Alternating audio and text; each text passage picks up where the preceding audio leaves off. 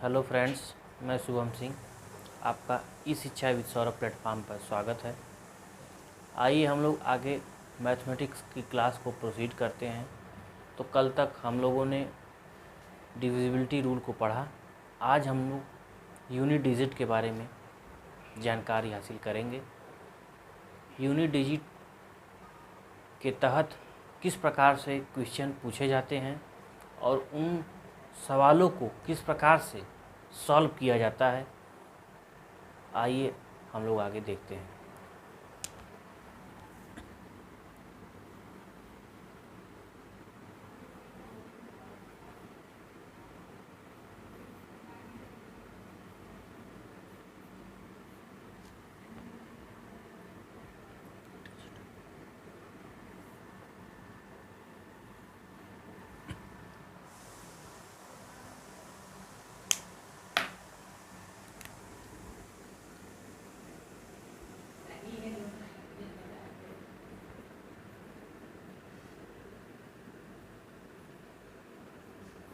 Unit digit, इकाई का अंक।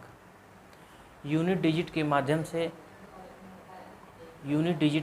से हम लोग किसी भी प्रश्न के इकाई के अंक को ज्ञात करेंगे। किसी भी प्रकार के क्वेश्चन में जोड़, घटाना, गुणा अथवा भाग, किसी प्रकार के समीकरण को सॉल्व करने पे उस समीकरण के इकाई का अंक क्या होगा।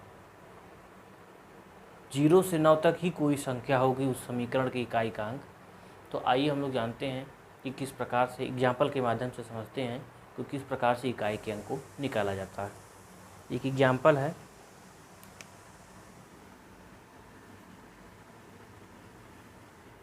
+89 +33 +44 +61 +75 के इकाई का अंक ज्ञात करें। ये हमारा क्वेश्चन है। इस क्वेश्चन में कह रहा है कि हम बताइए इस समीकरण के, इतने लंबे समीकरण के इकाई का अंक क्या होगा।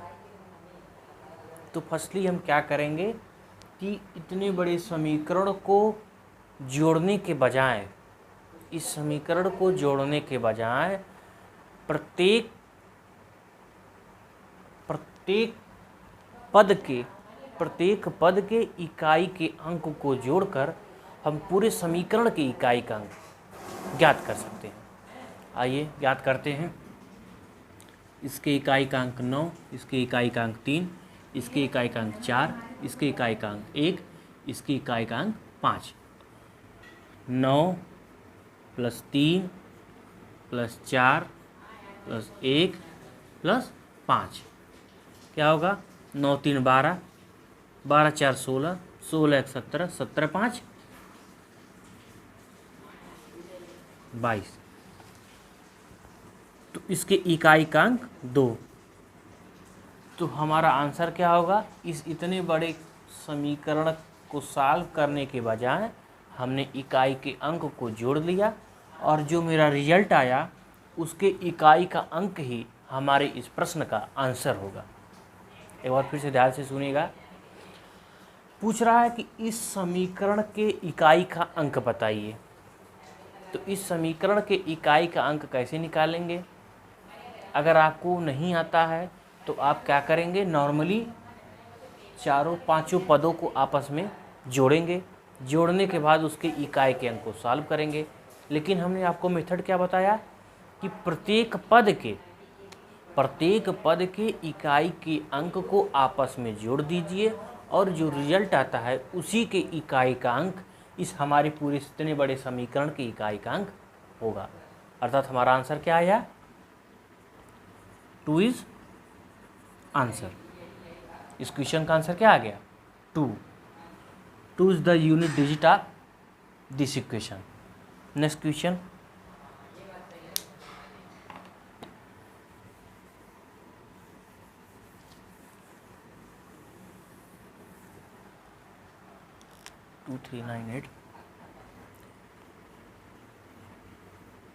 Plus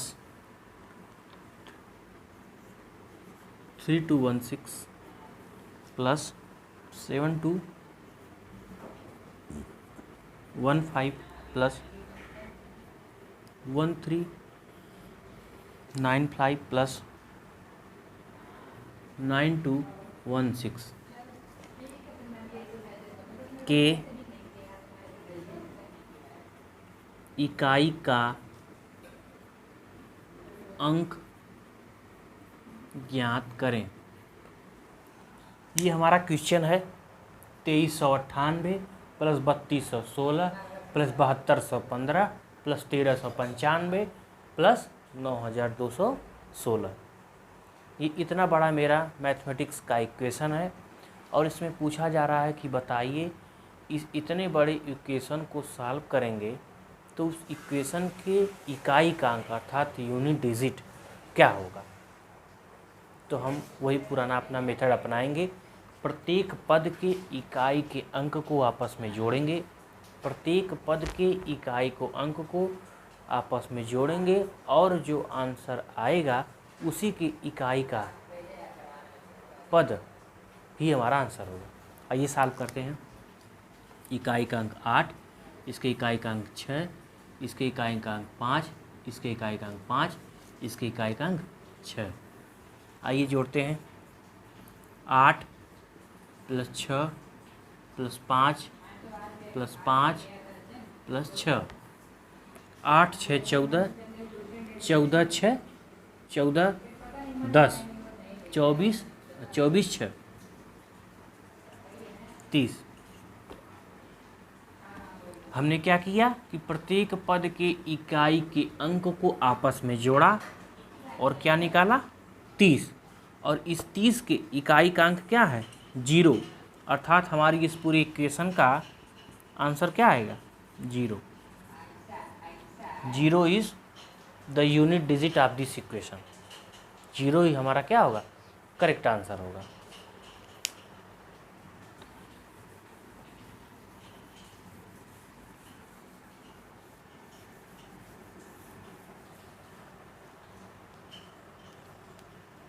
(9837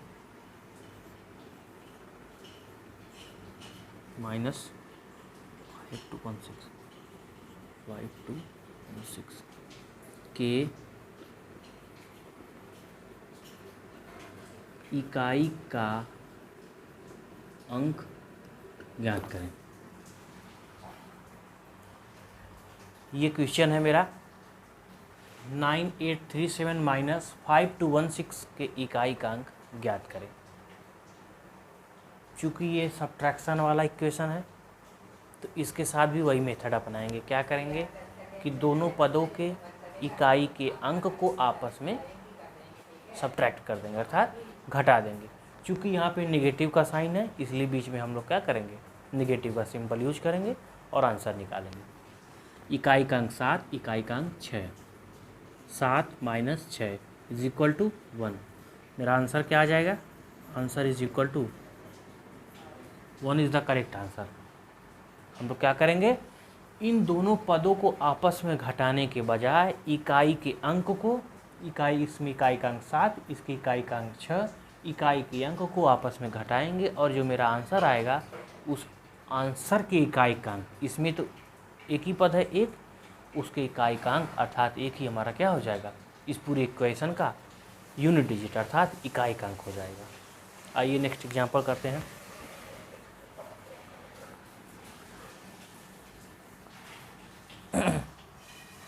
five two one six minus 9837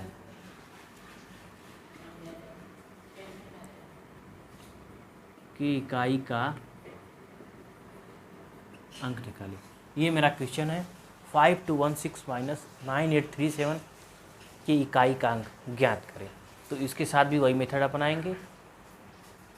इसके इकाई का अंक 6, इसके इकाई का अंक 7 तो क्या करेंगे आपस में सब्ट्रैक्ट करेंगे और जो मेरा आंसर आएगा उसके इकाई का अंक ही मेरे पूरे इक्वेशन का होल इक्वेशन का इकाइकांक होगा, अर्थात यूनिट डिजिट होगा। आइए देखते हैं, 6 माइनस 7, 6 में से 7 घटाएंगे -1, तो क्या होगा, यह एक ही इस इक्वेशन का क्या होगा, यूनिट डिजिट होगा। Answer is 1। ठीक, माइनस प्लस को नहीं देखेंगे। अगर इस इक्वेशन में हमको लगता कि पॉजिटिव अर्थात धनात्मक पद बड़ा है और ऋणात्मक पद छोटा है, अगर धनात्मक पद बड़ा होता, ऋणात्मक पद छोटा होता, तो हमारा आंसर पॉजिटिव में आता। और यहाँ पे ऋणात्मक पद बड़ा है, धनात्मक पद छोटा है, इसलिए आंसर मेरा नेगेटिव में आ गया। लेकिन यूनिट डिजिट के रिजल्ट में कोई अंतर नहीं होगा, यूनिट डिजिट के संदर्भ में कोई अंतर नहीं होगा। तो इस मेरे इक्वेशन का आंसर क्या होगा, 1 is the unit digit of this equation. एक और क्वेश्चन देखते हैं इसी में। अगर एक क्वेश्चन इसी में एक क्वेश्चन आ जाए,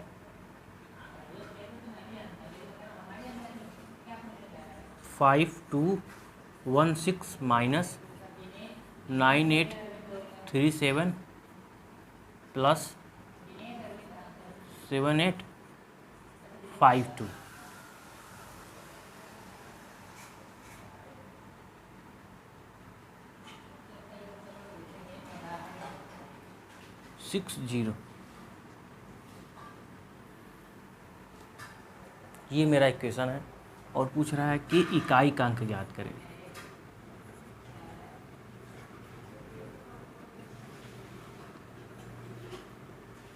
पूछ रहा है 5216 माइनस 9837 प्लस 7850 के इकाइकांक ज्ञात करें।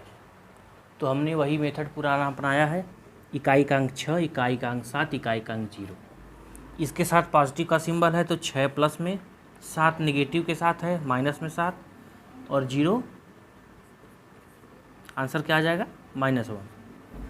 लेकिन ध्यान दीजिएगा, इसका आंसर 1 नहीं होगा, इस क्वेश्चन का आंसर 1 नहीं होगा।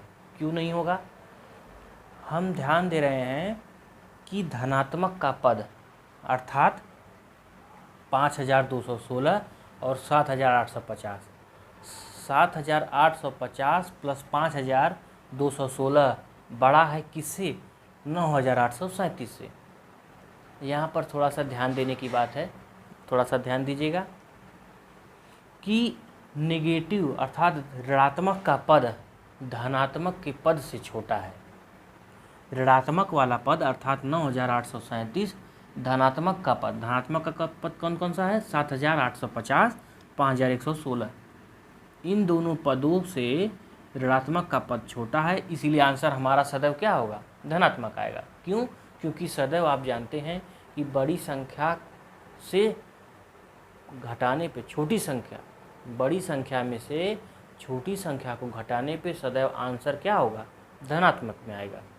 लेकिन आंसर हमारा क्या हुआ, ऋणात्मक में आया। फिर से ध्यान दीजिएगा, पूछ रहा है इस पूरे समीकरण के इकाइकांक ज्ञात करिए।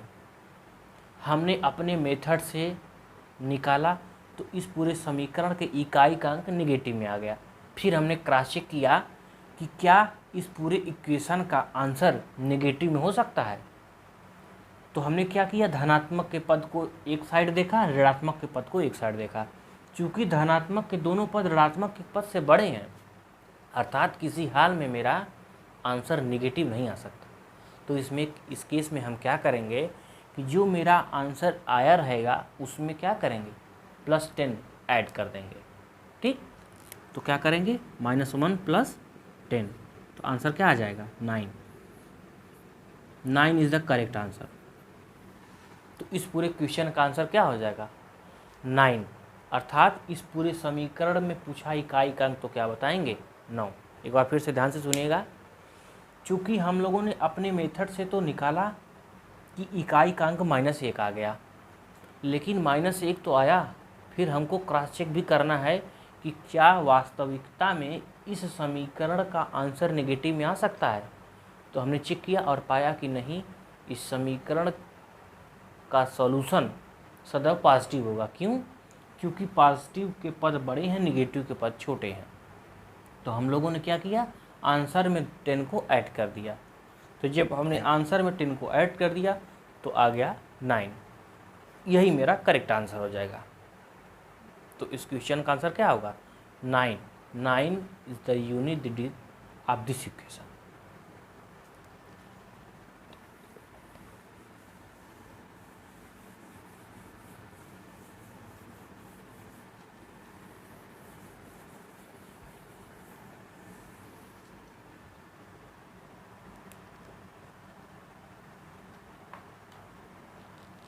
नाइन टू 17 प्लस 1298 माइनस 3216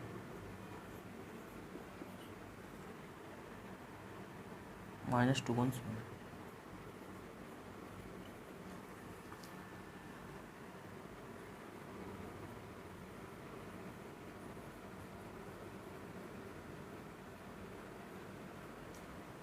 पूछ रहा है बताइए इस इक्वेशन के इकाई का अंक क्या होगा। इस क्वेश्चन के, इस समीकरण के इकाई का अंक क्या होगा। क्वेश्चन क्या है? 9217 प्लस 1298 माइनस 3216 माइनस 2173। तो हम अपना वही पुराना वाला मेथड क्या अपनाएंगे, प्रत्येक पद के इकाई के अंक को आपस में सॉल्व करेंगे और जो मेरा सॉल्यूशन आएगा उसके इकाई का अंक ही हमारे इस इक्वेशन के इकाई का अंक होगा। तो आइए सॉल्व करते हैं। इकाई का अंक 7, इकाई का अंक 8, इकाई का अंक 6, इकाई का अंक 3। 7 पॉजिटिव के साथ है, प्लस 8 है, 6 नेगेटिव के साथ है, माइनस 3 है। तो 7 8 15 और 6 3 9, 15 में से 9 गया, 7 8 15, 6 3 9, 15 में से 9 गया 6। तो क्या हो जाएगा? यही मेरा करेक्ट आंसर होगा। 6 इज द करेक्ट आंसर। ठीक, फिर से ध्यान दीजिएगा, चारों पदों को इक्वेशन के फॉर्म में लिखा गया है और बोला गया है इस इक्वेशन के इकाई का अंक याद करिए। तो हम लोगों ने अपने मेथड के माध्यम से क्या किया, चारों पदों के इकाई के अंक को आपस में सॉल्व कर दिया और हमारा क्या गया आंसर, पॉजिटिव में छाया। यही मेरा करेक्ट आंसर है।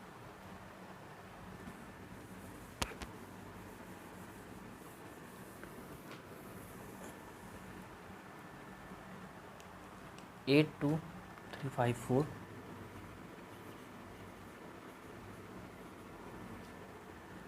5 7 2 1 3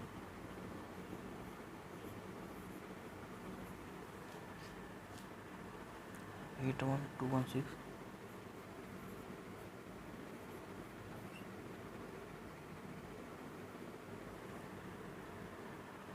2 1 3 4 7। के इकाई का अंक ज्ञात करें।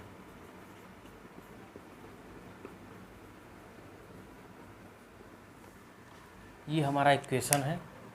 पूछ रहा है इस इक्वेशन के इकाई का अंक ज्ञात करिए। तो हम लोग क्या करेंगे, सभी पदों की इकाई के अंक को आपस में सॉल्व करेंगे। जो मेरा आंसर आएगा उस आंसर की इकाई का अंक ही हमारे इस इतने बड़े इक्वेशन का क्या होगा, इकाई का अंक होगा। आइए सॉल्व करते हैं। 4 3 6 7, 4 माइनस का 3 प्लस का 6 माइनस का 7, पॉजिटिव पॉजिटिव एक साथ, 6 4 10 माइनस निगेटिव निगेटिव एक साथ, 7 3, 10 में से 10 गया 0। 0 इज़ द करेक्ट आंसर। तो क्या कहेंगे कि इस क्वेश्चन के इकाई का अंक क्या होगा, 0 होगा। एक बार फिर से ध्यान से सुनिएगा, हम लोगों ने क्या किया, सभी पदों के इकाई के अंकों को आपस में सॉल्व किया और जो मेरा आंसर आएगा वही पूरे इक्वेशन के इकाई का अंक भी वही होगा।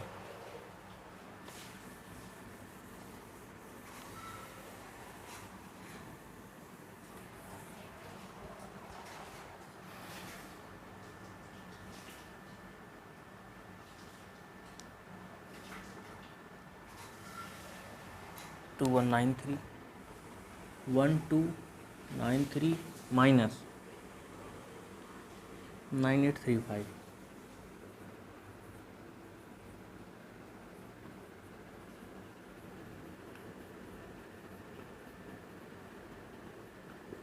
पूछ रहा है कि बताइए इस इक्वेशन के इकाई का अंक क्या होगा। तो क्या करेंगे, इकाई के अंक को आपस में सॉल्व कर देंगे। 3 माइनस 5 इक्वल टू माइनस में 2।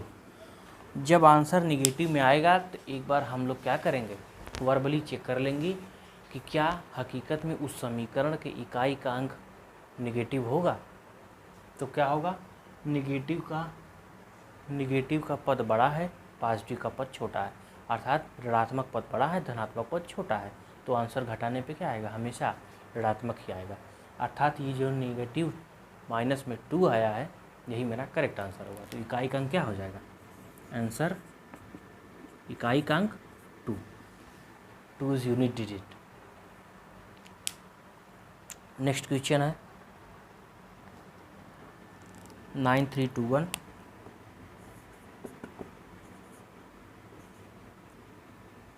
9321 4216 प्लस 4216 माइनस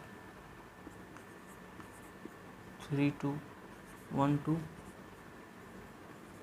4217 माइनस 32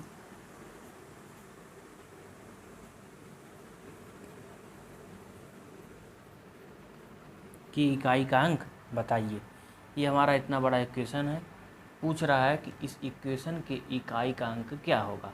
तो हम लोग उसी तरीके से सॉल्व करेंगे, प्रत्येक पद की इकाई के अंक को आपस में सॉल्व करेंगे। जो आंसर आएगा वही मेरा इकाई का अंक होगा। 16273 1 प्लस में 6 माइनस में 2 प्लस में 7 माइनस में 3। तो 6 1 7 7 7 14 और निगेटिव का माइनस 5।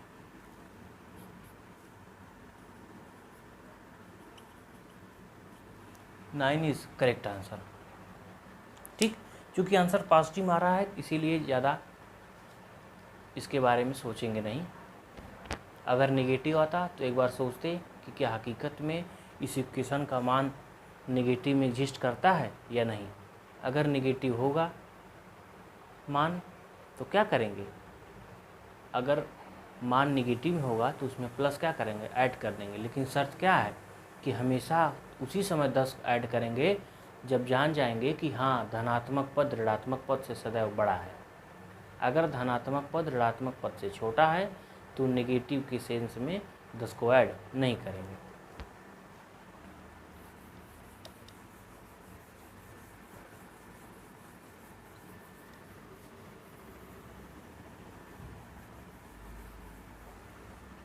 नेक्स्ट क्वेश्चन है 83215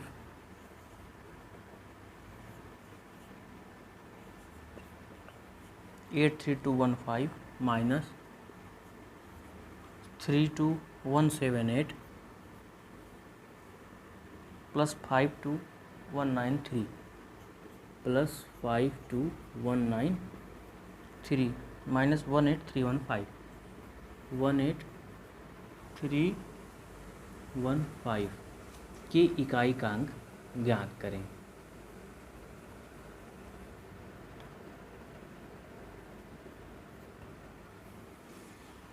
पूछ रहा है कि बताइए इस इक्वेशन की इकाई का अंक क्या होगा। ठीक, तो हम लोग क्या करेंगे, प्रत्येक पद के इकाई के अंक को आपस में सॉल्व करेंगे। उसके बाद हम लोग उस पद के इकाई के अंक को कहेंगे कि हाँ ये इकाई का अंक पूरे इक्वेशन का इकाई का अंक है। आइए देखते हैं, इसके इकाई का अंक 5, इसके इकाई का अंक 8, इसके इकाई का अंक 3, इसके इकाई का अंक 5।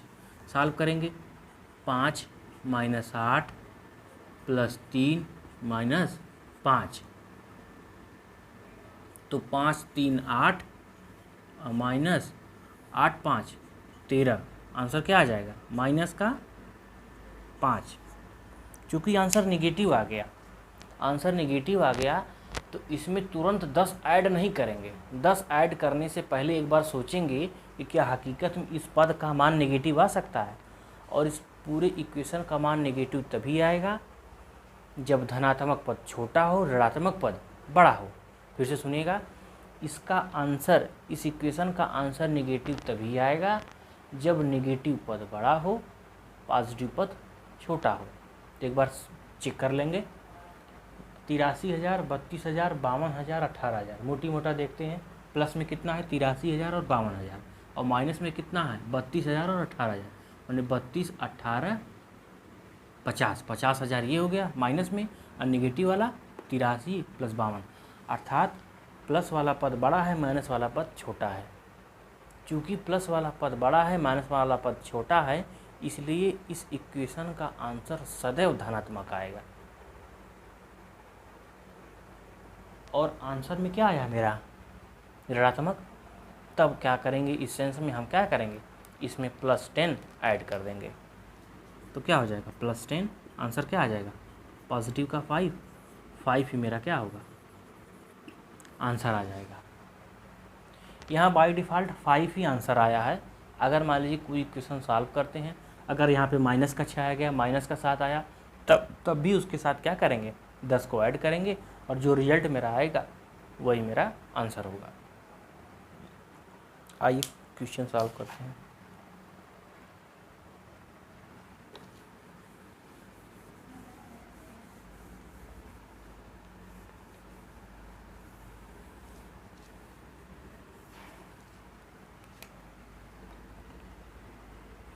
-9,514 -6,725 -7,816 पूछ रहा है इस इक्वेशन की इकाई का अंक बताइए। तो क्या करेंगे, वही करेंगे, इकाई का अंक निकाल लेंगे, आपस में सॉल्व कर देंगे। 4 प्लस के साथ है तो 5 माइनस के साथ, 6 माइनस के साथ, तो 4 माइनस 6 5 11, आंसर मेरा क्या आ जाएगा, माइनस का 7 आंसर आया। अब क्या करेंगे, अब देखेंगे कि क्या हकीकत में इस इक्वेशन का मान नेगेटिव आ सकता है। नेगेटिव उसी शर्त में आएगा जब धनात्मक पद छोटा हो, ऋणात्मक पद बड़ा हो। तो इसमें क्या है, धनात्मक पद 9,000 के आसपास है और ऋणात्मक पद 6, 7, 13,000 के आसपास है। अर्थात हकीकत में क्या होगा, एक्चुअली ऋणात्मक पद बड़ा है, धनात्मक पद छोटा है। अल्टीमेटली आंसर किस में आएगा, नेगेटिव में आएगा। अगर आंसर नेगेटिव में आएगा तो क्या करेंगे, इसी को अपना आंसर मान के आगे बढ़ जाएंगे। अर्थात 7 इज़ द क्या होगा, unit digit of this equation. अगर इसके साथ एक पद और जुड़ता प्लस का 8,513, तो क्या करते, इसके इकाई का अंक जोड़ देते, प्लस क्या करते 3 करते, तो सॉल्यूशन मेरा कुछ और होता। तो क्या होता 4, 3, 7 और -6, 5, 11, तो आंसर कितना आता, माइनस का 4। फिर अब इसको हम क्रॉस चेक करेंगे कि क्या हकीकत में इस इक्वेशन का मान नेगेटिव आ सकता है। तो देखेंगे 9,000 प्लस टी में ये है, 8,000 प्लस टी में ये है, 8,000 और 9,000 कितना हो गया, 17,000 के आसपास हो गया। अप्रॉक्सीमेट फिगर हम देखते हैं। और निगेटिव कितना है, 6,000 और 7,000, अर्थात 13,000 के आसपास है। तो 17,000 बड़ा है किससे, 13,000 से। तो ये कन्फर्म है कि इस इक्वेशन का आंसर हमेशा क्या होगा, पॉजिटिव आएगा, जबकि आंसर किस में आया, नेगेटिव में आएगा। तो इस सेंस में हम क्या करेंगे, 10 को ऐड करके अपना आंसर निकाल लेंगे। +10 आंसर कितना आएगा, 6। तो क्या होगा, 6 is unit digit of this answer. तो इसी के साथ हम लेक्चर समाप्त करते हैं। नेक्स्ट टॉपिक अगले क्लास में।